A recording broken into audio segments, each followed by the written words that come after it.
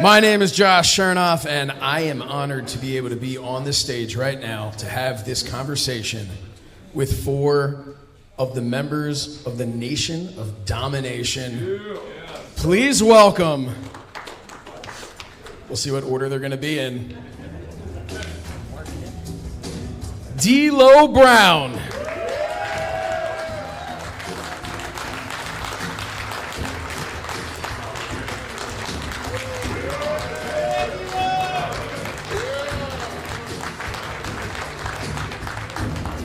The Godfather.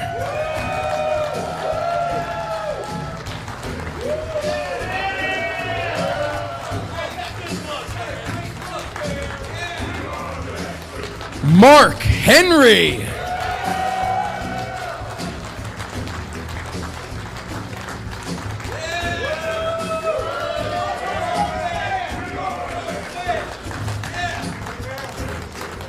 And Ron Simmons.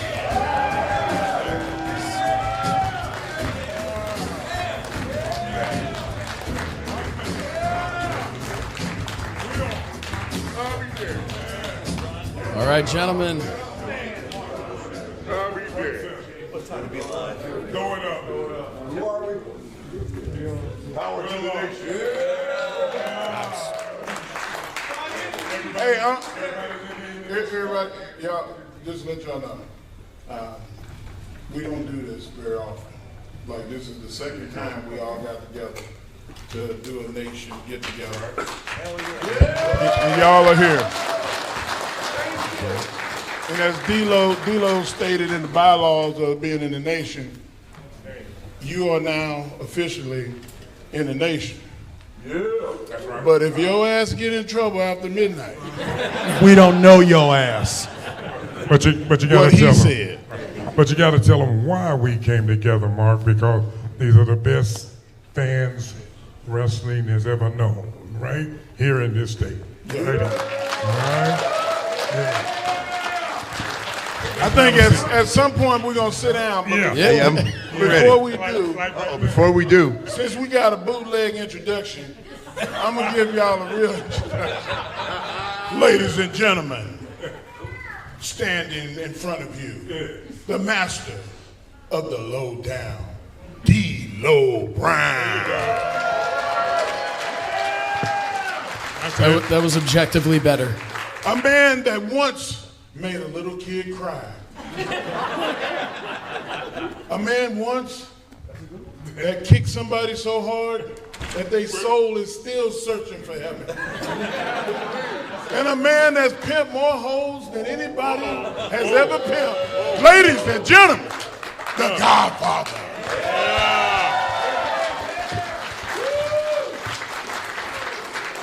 And the world's strongest man. And that's nothing else needs to be said. Mark Henry. And that's for real. And the leader and the esteemed colleague of mine. Florida State's finest. Only 2 men retired in Florida State Seminole Stadium. Ron Simmons and Deion Sanders. Yeah. Ladies and gentlemen, I introduce to you a world champion, the first black world champion. What you say? Oh yeah. What you say? Ladies and gentlemen. Say it again. His Royal Highness Prince Jaffe the King. Yeah. Ron Simmons. Yeah. Oh, there you go. Yeah. Don't make me get in my stance. That's how you introduce me. That is how you introduce me. Thank you, Mr. Mark Henry, for that. Good job. It is so great to have all of you. As you mentioned before, this is only the second time that you've done something like this. This is huge. Getting back together. Stones, man. This is great. No, this is great to have all of you. So what we want to do in the very beginning is we just want to talk about how this came to be. Everybody, if they're in here, we don't have to do a play-by-play of every moment, because if you're here right now, you lived it. You watched the formation of the Nation of Domination. Ron Simmons, we all know when you originally debuted in the WWF at the time, little bluer. Much bluer. Yeah. And then I believe, I want to say it was Survivor Series 96 was the first time we saw the new version that would eventually become the Nation. Okay, here we go. I don't need a full timeout. I need 20 seconds. Stop it. I wish that all of y'all could have seen Ron's face when they handed him the blue outfit. The blue helmet. Hey, listen, there ain't many things in my life that I still hold in my heart. I still have nightmares about it. Rod, do you still have the helmet? But Ron, No, I have to get rid of it, man. Can you please, I can't. please There's say, no way to please tell them, like what you said, like you. So you want me to do what? You're going to make me relive that, man. And you know I have nightmares about that, right? No, I thought it was a joke. You know, so this is just, well, when it was presented to me, right? You know, well, the idea and the concept when he said, I see this gladiator, Roman type of soldier, I'm like, man, I'm with this. You know, this sounds great. You know, I'm all for it. You know? Spartacus. Yeah, I see all of the metal shining armor. You know, I see myself polishing it, you know, going out on TV, you know, and girls standing there handing me my helmet, you know, and it's shining, right? Yeah, so I'm like, God, this is gonna be so good, right? And so then we're traveling up. He said, we're gonna travel, take you up and get the measurements, Ron. I'm like, well, shit, let's do this, you know? Fly me up to New York, right? I'm waiting, I'm looking around in the room. Look at all the shiny metal, you know. I'm looking at well, what's happening? I asked the guy, I said, hey, bro, where's the suit? You know, the armor, you know, Ramses, you know, shit like that, you know, right? He says, there it is over there, Ron. I don't see it. He says that's it hanging right over there. I had to keep my breath, right? So I took a deep breath. I said, you're talking about that blue helmet over there? I said, yeah, that's it. Don't you think it looks great? I had to leave the room. I left the room, right? So when Vince asked me about it, right, so I'm pissed off. And then Vince calls me in and he said, Ron, did you go up and get fitted? I said, yes, I did. And he said, well, God, what do you think? You know, now this is a real crunch time. So he said, what do you think? I think it's the best shit I've ever seen. I couldn't have done a better job myself. Okay, right? I can't wait to get started. Right? And that's how you end up having a tenure like you had, right? Like you had, okay. But it all worked out. So what was, you know, at that change at Survivor Series, was that something, I mean, obviously you were, you know, all thumbs up in that meeting with Vince, but were they looking at this saying, this isn't Ron Simmons? Were they looking at it saying, okay, I don't think he's happy with it? What was the change? No, honestly, that's what they, you know, they thought it was, you know, a gimmick that they were going to get in behind, and they thought it was something that was going to, you know, catch on. But here's the deal. When you, and everybody up here has been presented with, when you get into such gimmicking characters like that, right? See, they might not know, you know, they think they know everything, but they don't. Okay, so when you get presented with a character like that, it's up to you now to make it work. Right. And see, if I had just went out there in that blue helmet and blue suit, right, and just went to flopping my ass around, it would have laughed me clean out of every arena that I've went in, right? But the only way to make that character work was he had to be a badass. Otherwise, it would have never gotten over, you know? Right, and you would never see us up here now. That's you know? true. Someone could get that. Yeah. So, okay, in the beginning, kind of jumping ahead a little bit, so you had the Nation, there was PG-13, there was Crush, there was Savio. We try to leave that part out. Right. So, well, those are the growing pains to get to, you know what I mean? Those are the awkward teenage years, if you will, right? Yeah. But one person that was there that did not really get a lot of airtime was D'Lo Brown. You were there from pretty much the beginning, even that version that, you know, we don't really want to talk about. When you started out there, was that just kind of Were you under contract? Were you an enhancement guy that they were just like, hey, you know what, we'll keep bringing you back? What got you started in the Nation there? No, I was just I was a guy who was, in that original version, it was Clarence Mason and all his boys were the guys in the back wearing suits. Well, none of those guys were trained wrestlers, so they're all Clarence's fraternity brothers. So they needed a guy in that group who could, for lack of a better Actually term, work. you could work and get beat up and bumped around and could let the good guys get even with the Nation without touching Ron. So that's where I came in. So I was a nightly guy, and I just earned my spot there by every time they asked me to do something, I tried to do it better than what they asked me to do it. And when Vince, you come back, you take a great bump, and Vince goes, I love it. Or Ron grabs me and goes, that's some good stuff there. It lets you know that you were doing a good job. So after a while, it wasn't until, I came in late 96, early 97, and it wasn't until May or June of 97 when they finally came up to me and offered me a contract because I had worked my way into it and showed them that they could trust me with anything they needed to do. He's a Renaissance man, he could do, D'Lo was a swing man, for all of us. You understand? He filled in for, he did it all, filled in for me, filled in for Godfather. He could, he was a swing man.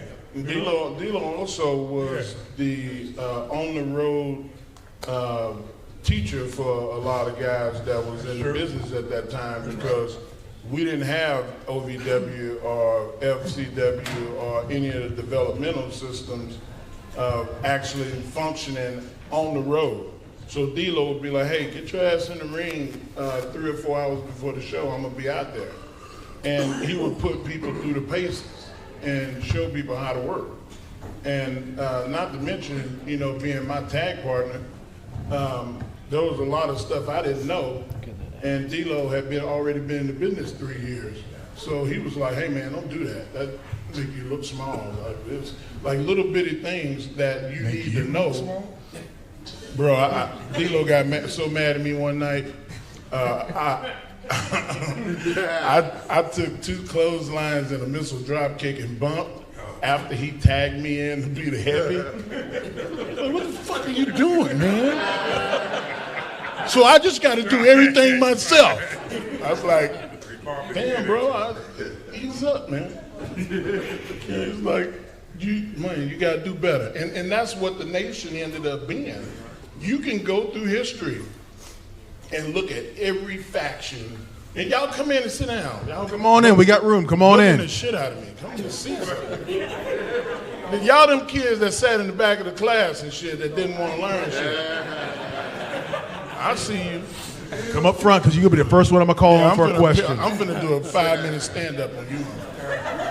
So, he said, do it. So, like, that was, D'Lo wanted perfection. And he worked on it. Even, nobody's ever going to be perfect. But he worked you like he wanted you to be perfect. So you didn't make the mistakes like I did with Ron the first time I came out on TV. But you go through history and look at every faction. You can look at the Outlaws. You can look up NWO. You can look up Ric Flair and what was that? Four Horsemen.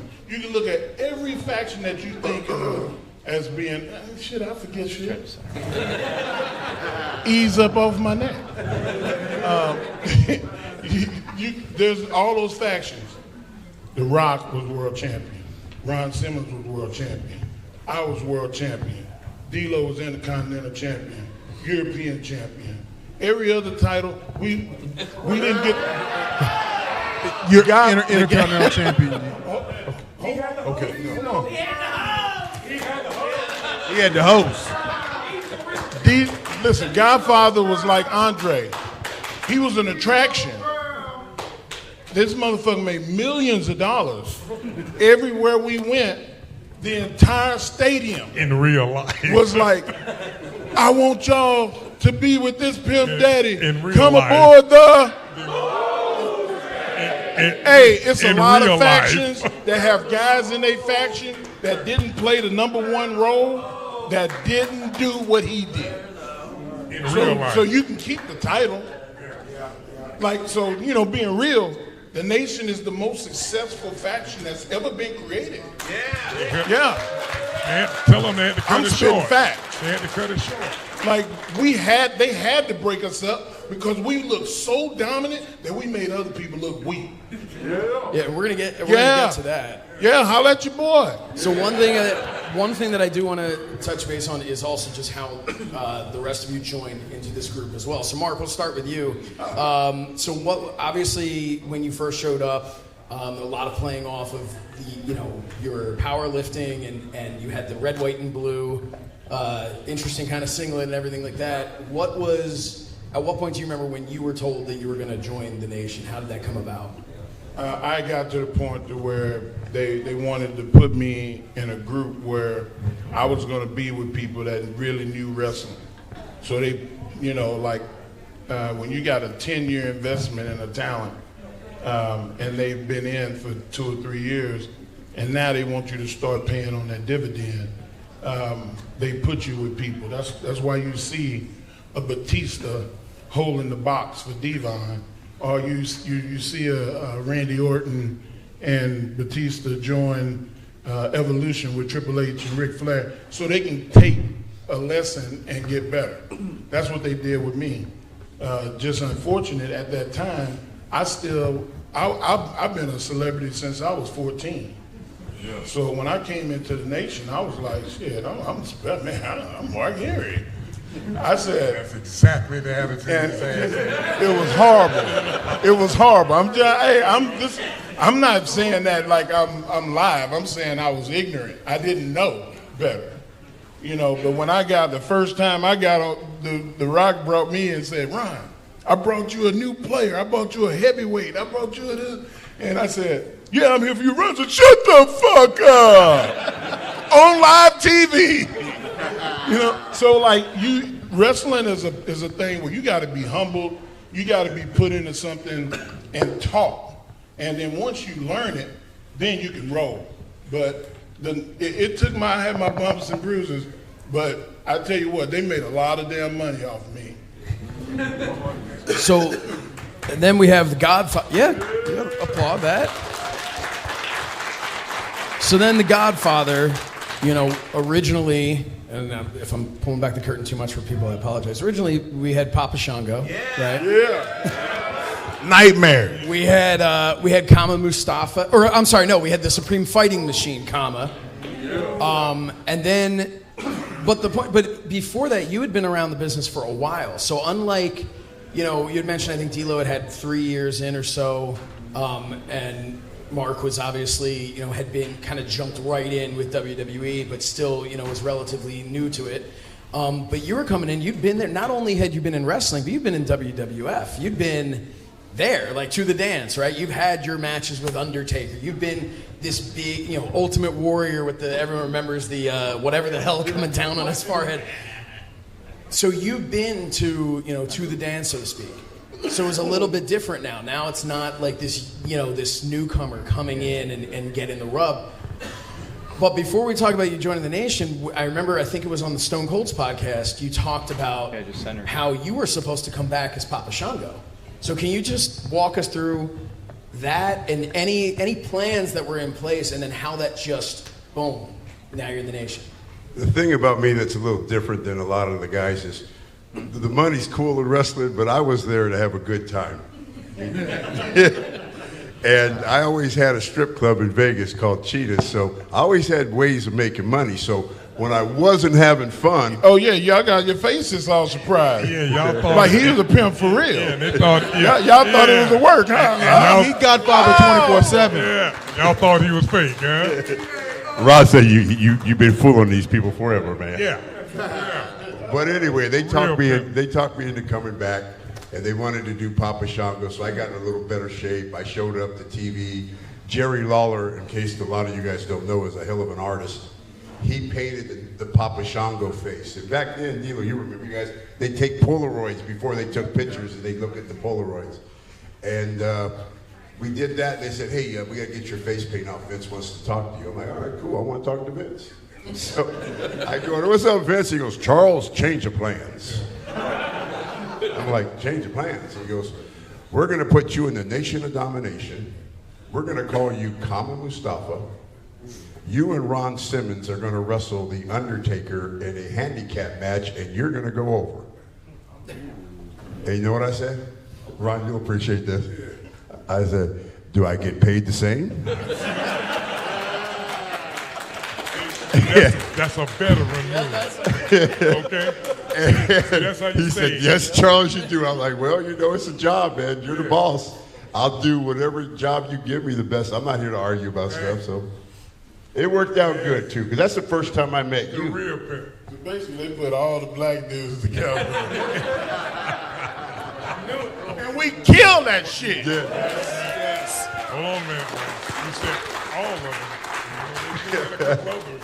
You know, I'm not no real There's a pimp. couple didn't make it. Wait, don't tell no lies. You a real. I am not a pimp. Look, I work for you in We Vegas. I know what you D-Lo do. had to tie up one. What? D-Lo tied up one of the Hey, niggas. did y'all ever hear about D-Lo beating up Ahmed Johnson? That's not going on. Ahmed says that wasn't true. That's not. Ahmed a lying piece of shit. I was there.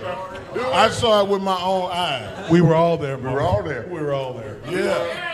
Lying. I think me and Rod said, told Dilo, Y'all let get him on up. y'all Twitter machines and be Let like, him up, Ahmed, D-Lo. quit lying. We told him to let him up after about 5 minutes.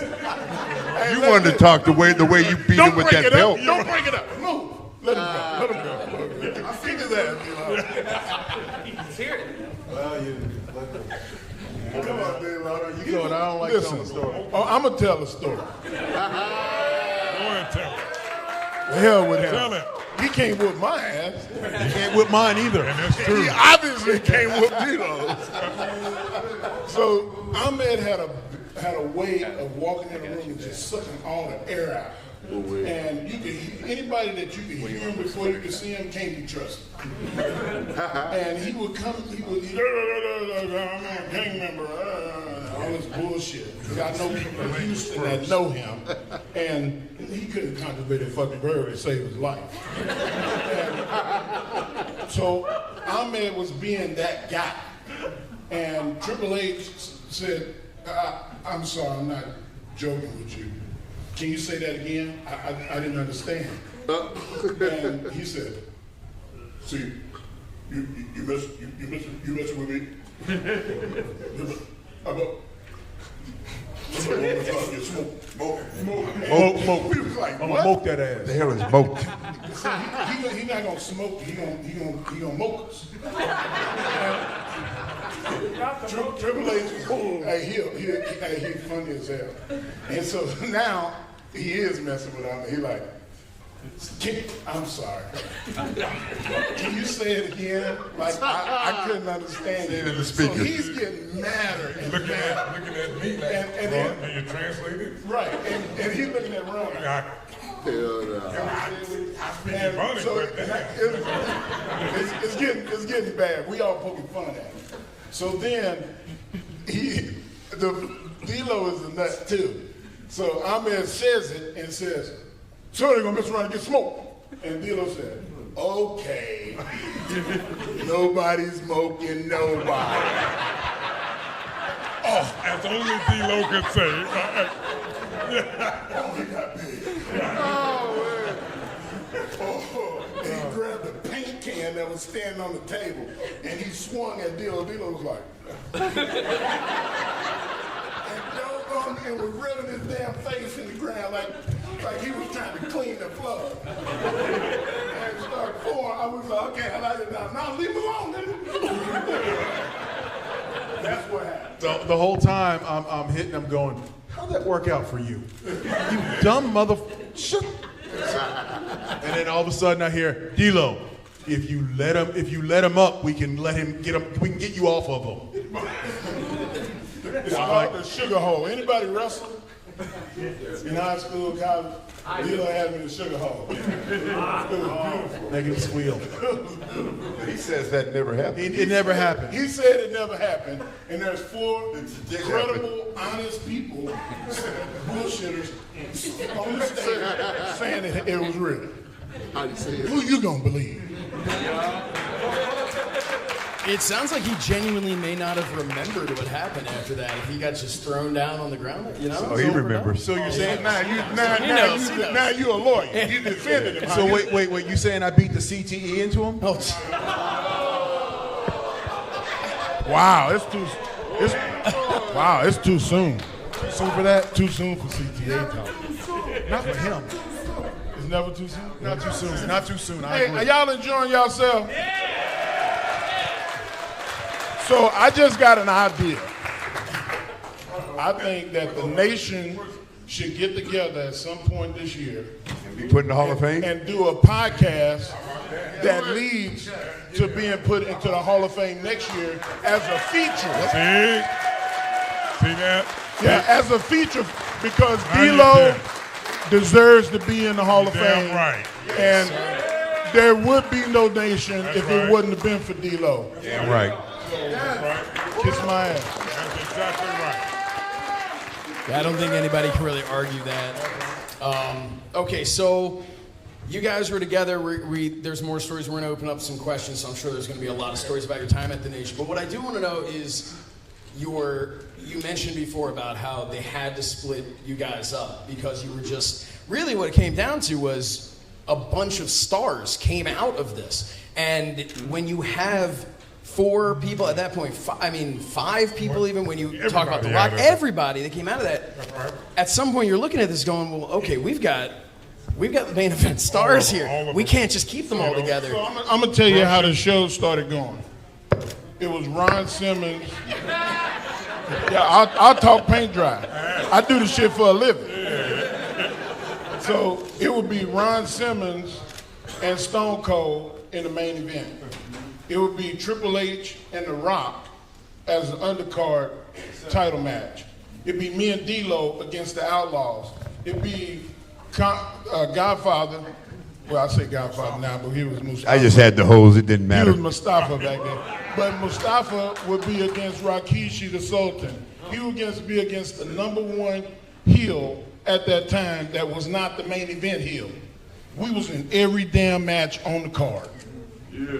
The Nation. So they had to split us up because putting us in one box, it was messing with their money and ours.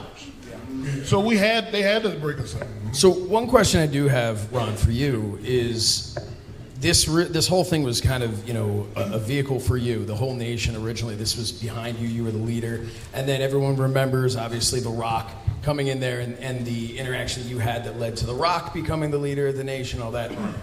What was your feeling on that? Obviously, a story is a story, and it is what it is, but just looking at that from your career and obviously just how tight you guys are in real life and the bond that the Nation had in real life, what was your feeling at that point when you were told? Look, we already knew we were being ambushed, right? We already got that. So you dealing with some real, See, we got it. We understand. Okay.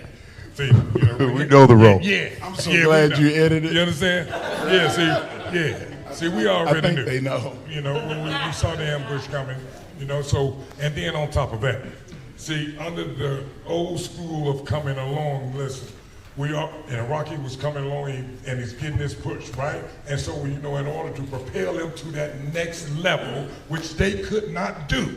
If you recall, they had his ass jumping off the top rope, that grass skirt, all that shit. Okay? None of it worked. Okay? Right. But until he came through us. Understand that. It's called Us. validation. Okay? Right. Then his star started to shine. Okay? Right. And so we did everything we could to help him and enhance his skills and give him character. And what you see now is a product of that. Can I ask you a question? I'm loud. Why has he not put any of us in a movie? See? And just a walk by. We was in Young Rock, but that guy was smaller than me. Yeah. I don't even want to talk about But that. I want to put on something on blast here because the reason Rocky was put in there is so he could sit at the learning tree of that man right there. So, Hey, just so y'all know, another footnote, and you know this because we got told this on a daily basis. Hey, shut up and know your role. that was Ron. That was Ron. Shut Know up, your know role, your boy. role. is Know your Ron role, Simmons. Sway. I can sit here and tell the whole fucking story. People elbows, D-Lo. So the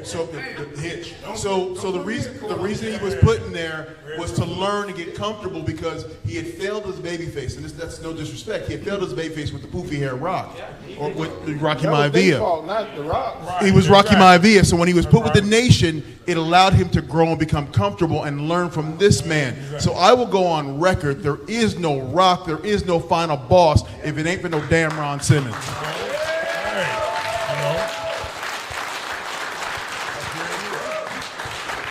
Him beating Ron Simmons validated him. Like, Ron Simmons was the world champion. Like, when you beat a world champion, you somebody. Because Ron was making main event money before all of us was. Like, I mean, I didn't ever get no main event checks. Did y'all get main event checks before Ron? Shit. I thank God for Ron Simmons. I wasn't even getting paid. You stuck some girls with you. They throw me some cannabis every now and then and say, "Oh, he's happy. Let him go. He'll be all right. Just let him go." So, one thing that I think can't be understated is when you talk about having a faction, there is always this hope that somebody or maybe a couple of people are going to come out of this and really find their way. And if you look at your careers from when you began in the Nation, which is so funny just to think about everything you did specifically before even going to WWF. Being the first ever African-American black.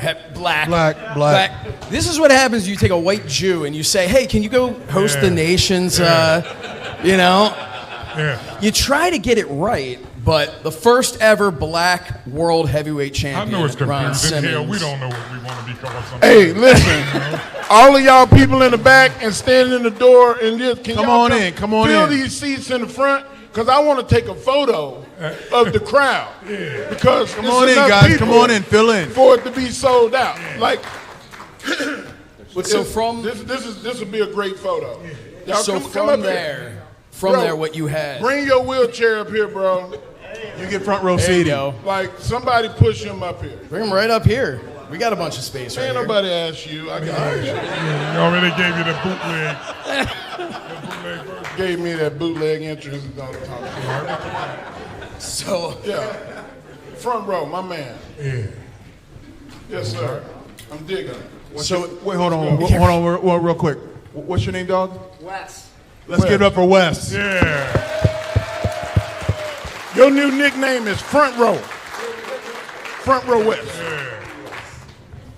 So at the point that I was trying to make was that this group of people, everybody that was in there, came out of this individual stars, unique stars, whether it was, going into the APA and doing that, becoming one of the greatest tag teams in history at a time when it was kind of a resurgence of tag team wrestling then. Then you had Mark Henry, who first you had the sexual chocolate stuff that just got over incredibly. To the point where... Yeah. He worked it too now. He worked it. And I'm not just going to say this. That's my new girlfriend. Stand up right No there. age limit on it. Stand up. And I'm not just going to say this because of the terrible introduction I gave earlier, but a lot of people would have had that success at that level and said, hey, I made it. That's it. Hey, that was a hell of a career. That was a Hall of Fame worthy career. Sexual chocolate, everybody loved it. But then he went on and became the world's strongest man, world heavyweight champion, the Hall of Pain and all of that stuff. And then continued on to everything that he's doing today as well. So then you have the Godfather, who again, we mentioned Papa Shango, we mentioned all the things that you had done, but then you found what some might say was you just being yourself in the Godfather, and found Some would say, we all say that. everyone says, and found that level of success there. And then D-Lo, with whether it was the chest protector or anything to, I mean, you took a head bob. I was just gonna say, there it is. You took a head bob and made that something, right? See, here's the thing, what I think what a lot of people don't quite understand, right? When they see the business, they see a finished product from the TV part, right? But see, it's incredibly hard to pull off some of these characters sometimes. Who on earth would have ever thought that walking down there, just doing a head bob, would resonate with the people the way you do it. And, you know, whoever would have thought that, damn! You understand? You know, see, it's all about, you know, how and timing and how you do it and pull those things off. And like you just mentioned, man, all the characters that Godfather, Papa Shango, that is pulled off. Bro, you know how many guys have been in this business that have been able to do those things? Not many, you know, and have a level of success at it, you know? See, it's a lot of work goes into that. You understand? See, everybody see a lot of finished products of it, right? You know, because we all took pride in talking to each other all the time about, hey, understanding what this business is really about. Ask questions. Yeah. And I want to put this out there. I believe, and you guys can and tell me if I'm speaking the truth or not, but to me, the Nation redefined what a faction was. Yeah. But because before the Nation, the faction was a vehicle to get maybe one guy over, one guy elevated to the main event. If you look on this stage, we all left the Nation and became something greater. Yeah. No one fell back. Yeah, that's right. And go through history and look at every other faction and see what happened. All right. I'm just being honest. Hey, our time is up. Can y'all in the back that's standing, that's not sitting in a seat, come fill these seats? Yeah, we just so wanna we get a can take a photo, please, because we're gonna come sit down there with y'all. Come on. Before we do that, though. Yeah, what's whole front row name? Yeah, front row west. Come sit next to front row west. Everybody get in close. Come on. So we have we have time for just a few questions. Let's get a couple here. questions Yeah, while we're filling in. We're gonna get some questions. Yep. Okay, we have right there in the front there. White shirt. Big fans. So my question to you is, when was the last time that all four of you were in the ring together working? Did you know it was the last time that you guys were going to be together? And what was something that may have fractured the faction? It was business. It was never ego personal, or nothing personal. No, we didn't fracture. It was just time. No, it wasn't no fracture. It was time to move apart. So I love them like brothers. So what cost business? Like, it was just business. It was time for everybody to elevate We want up. you to go work with this guy, Yeah. and Ron, you're gonna go with Bradshaw, and D-Lo, you're gonna do you. Your Godfather, you're gonna be, Pimpin' hoes. Nationwide. when was the last time you guys were all together working? That's a good question. That's a good question. I don't remember the last time we were all in the ring together. It's been a while because we all were jumped out. And they broke us apart slowly because Mark and I were the last two in because we turned on Godfather, then we turned on Ron and turned on Godfather, and then Mark and I we were the Nation light for a minute. They made me do it. I'm sorry. Look. It's been 20 years, Ron. I'm sorry. I'm sorry. I'm not sorry because you beat the hell out of me with that belt. You beat me like a Spoken like a true pimp. You beat my ass so bad. Don't Only a remember when pimp he would used say to that. whip people with that? That wasn't no joke. I did He enjoy would it. whip your ass. That was whip like- you. that was I'd like- be like, Rod, shut up. When Ron Shut up. hit you with that belt, it was like, think about when you were a kid, you snuck I out of the did, house, I did and you it came too. back and you got your ass whipped. That was Ron beating you in the middle of the ring. That hurt. It was a little satisfaction. I hit you and you couldn't, and no sound came. And the whole time, Ron is laughing as he's lashing you with the belt. Shut your ass up. Stay down. All right. You got another one back here.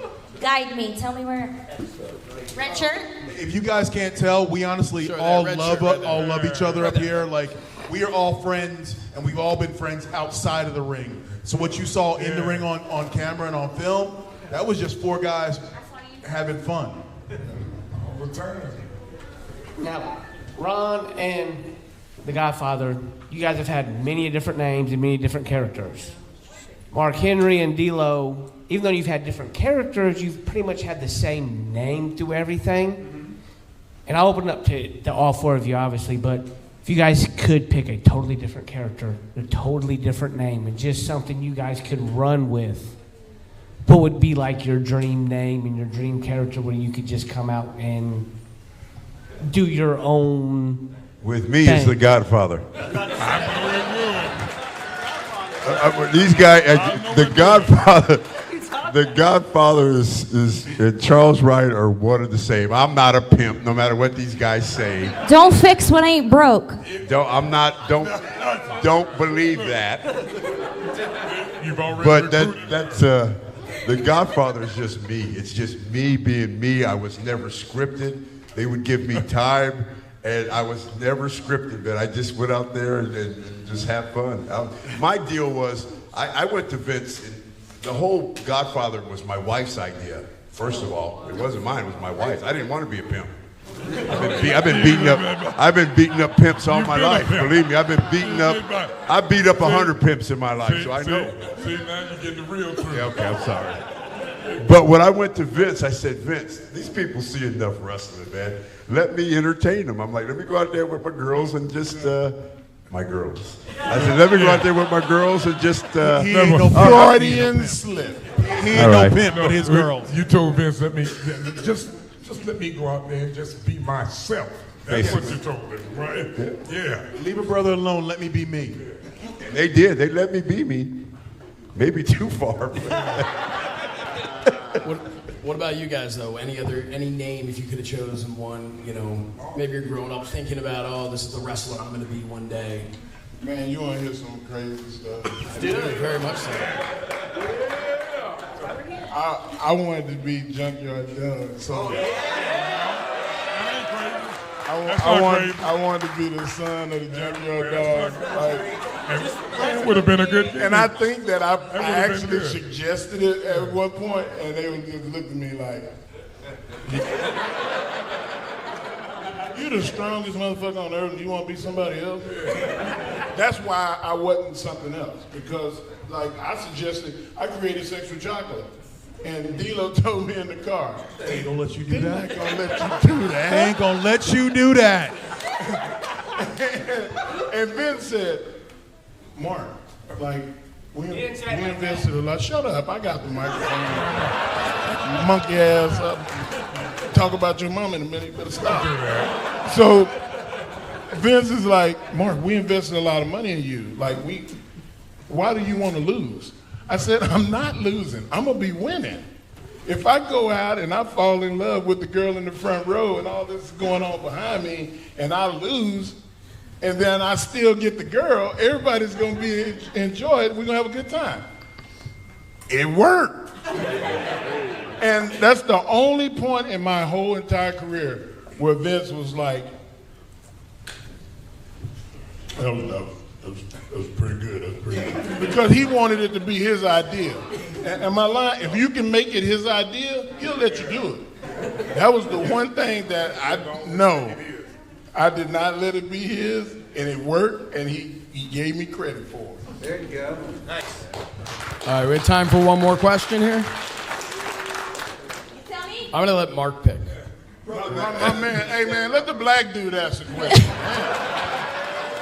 Can we have some diversity? And he's wearing a Bengals shirt. OH. Oh shit. You know he's gonna be the first one to die in a horror film too, right? Now, the real question is, I really have like 3 of them. No, you only get one. Only get one? So choose the best one, right? Pick the best one. The best one? Give him a rope, he won't be a cowboy. All right. I'm going to ask the real serious one. Really. For me personally, for all 4 of you, I love all 4 of you. Really. You have no idea. I've watched all your careers. What does it take to make it in this business as a black wrestler? What Ernie Ladd told me. Hold on, let me answer. It takes the same shit that it does for a white wrestler. Hard work. Okay? Right. So we can put all that shit to work, you know, right. All of us along the line, somewhere in there, right? You come along with somebody that, you know, is gonna tease that bullshit, right? But for the most part of it, right? You have to work your ass off just like everyone, you know, in there. There's no shortcuts or none of that shit or playing the race card or none of that to get ahead. You know, you got to fight your ass, you know, to the top. You know, just like that. Church. And also, to add to that, be the change too. Because when I came in, they were still tarring feathering black dudes. Black dudes were still no-showing and not doing all the right shit. And nobody wanted to give somebody else a chance because other people fucked up. So when Ernie Ladd was like, look, don't come in here and be like this person that, and he named names and told me not to be like them. He said, you be like me. I booked the territory. He said, I was reliable. I took the money from the gate and I turned in every dime. He said, be respectful, be honest. And that's basically what every wrestler should have done, but they don't. The Nation had 5 guys that all did the right thing. Damn right. That's right. That's the end of it. That's right. That's right. That's right. All right. Yeah. Norm, where you at? Where's Norm? He was Ted DiBiase. You got a couple more? You want a couple more? All right, we got time for a couple more then. Come on. We got to go out there and take a picture with them. Oh, yeah, we're going to take a picture. Take a picture? I'm coming. Hold How on. about this? Wasn't ready. Okay. All right, one more. My How about- little dude over Yeah, here. that little dude right there. Oh, wow. Who's your hero? Who's my hero? Ron Simmons. Damn right. I was gonna say Ron Simmons too. I have told Ron this from day one I got with him. I looked at him and said, when I grow up, I want to be just like you. Right there, Ron Simmons. Ron, when you, I'm going to ask a question. Ron, when you as great and as instrumental in other people's success, who did you look up to? Well, that's very good. I'm glad you asked that, right? When I was getting started, right, and I, like you just mentioned, like Junkie. See, I had the good fortune of running with him. You know what I'm saying? Right, learning the ropes, man, learning some of the things to do, how to navigate this business, right? And I come up, man, and I've been in the ring with a Dusty, you name all of them, So I got a little bit of all their ass in me, So it would have been against everything that I've gone through and learned not to come back and give back in the way that it was, and I couldn't imagine doing anything else than what we went through, and being with you guys. Highlight of my shit, man, for real.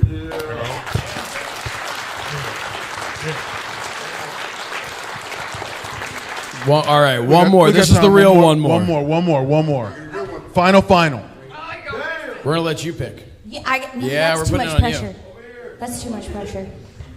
We haven't had a girl yet. What's your guys' favorite gimmick and why? No sense asking me. You already see what he is.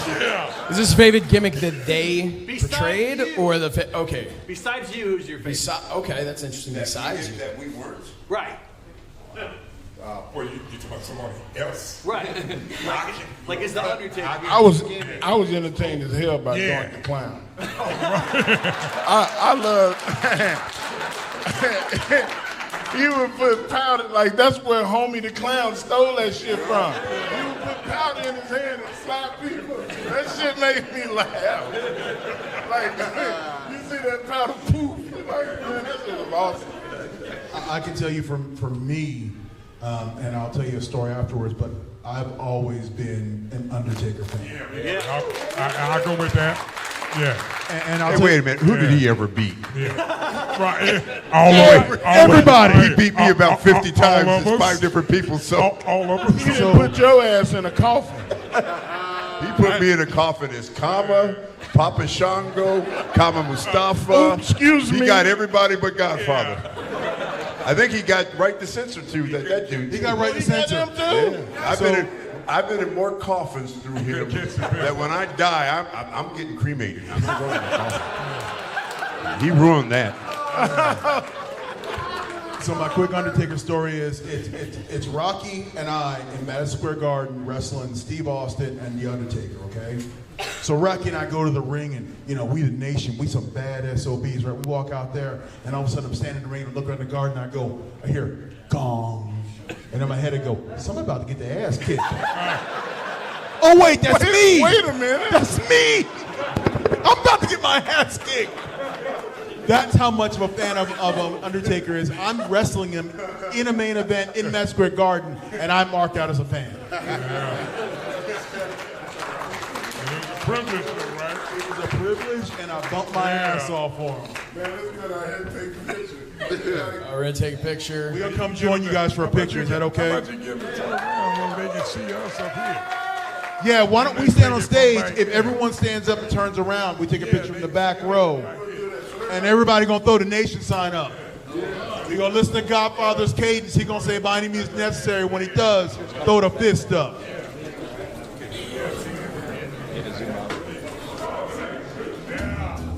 By any means necessary. That's a good thing.